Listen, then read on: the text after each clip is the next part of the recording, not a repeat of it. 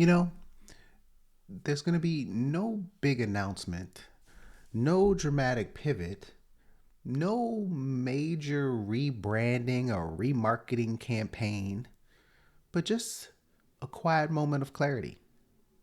One that I've known for a long time, but I guess I'm finally just willing to say it out loud to let myself know this is who I am now. But maybe, just maybe, it's been who I've been all along. As far back as I could remember, I've been coaching. I just didn't always call it that. I remember when I was a regional supervisor, helping individuals with their challenges. I remember in school helping individuals with the lesson or understanding complex concepts. As I think about my whole life, I remember people coming to me when they feel stuck. I've been that sounding board, the person to give them a word of encouragement, the question asker, the mirror, even though somebody wanted to sometimes feel like break me or punch me in the face. It wasn't because I had some certification or a website or a business plan. It's just who I was. And more than anything, I believe I've done it because I just try to live life with people, not above them, not behind them as a brand, but just with them, living life as companions, because I truly believe we're all in this together. And because that's how I fulfill my calling, just through relationship, conversations, presence. For me, it's never been about the spotlight. And if I could be honest, I've always shunned away from the spotlight. I'm the guy who, as long as the things get done, I don't really mind who gets the credit. Because for me, it's always been about the service. For a long time, I thought I had to earn the right to be up front, to be in the limelight, to call myself a coach. Like it had to be formal, official. Like my social medias has to have the blue check. But at some point, I realized it wasn't about trying to be a coach. I wasn't aspiring to become one. I already was one. And saying that doesn't mean that there's going to be some dramatic pivot, that I'm burning down who I used to be. It just means that I'm calling out what the truth is out loud. And you may be wondering, what do you do when you know what your identity is, but you still finding the courage to live in it? And here are two things that really helped me to step forward. And the first one is just start living it before you start announcing it. You know, I think we believe that we need to declare something first. We need to shout it from the rooftops. But I can tell you the clarity comes after we live like we're already true. So if you're a writer, write.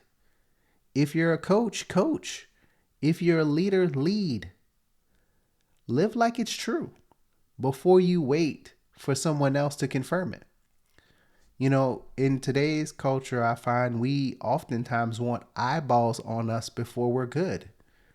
And we feel that we need to share it. But the reality of it is that that confidence, that clarity comes when you start living it out. I think about we have to learn to be good before we want people to see us. And so again, live your truth, live your identity well before you feel you have to proclaim it.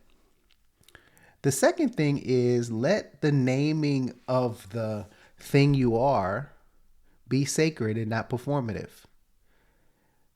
So if the first one is start living it out before you announce it, you don't owe the world a rollout plan. You don't owe them an announcement. Now, some of the most powerful moments when it comes to our identity is truly internal.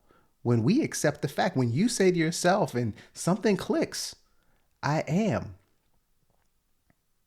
That is a powerful statement. I am. And when you can proclaim that internally, when you could claim the power of those words, I am, you feel yourself standing just a little taller. You move a little freer. You make decisions that finally feel like your own and aligned with your complete and total purpose. That's not hype, that's homecoming. So, here's what I'll ask you. What are you ready to name? Not just for validation, not for applause, just for you, who you are. Maybe it's a new role. Maybe it's a new boundary you need to set. Maybe it's a new version of yourself that no longer needs to ask for permission. You don't need to wait until the world sees it. You just need to know it's real on the inside for yourself. The world will catch up, but you have to step into it and own it and be sacred with the naming of it. Because once you name it, you start to live differently. You breathe differently. You move differently. This is who I am now. Your coach, your guide, your mirror.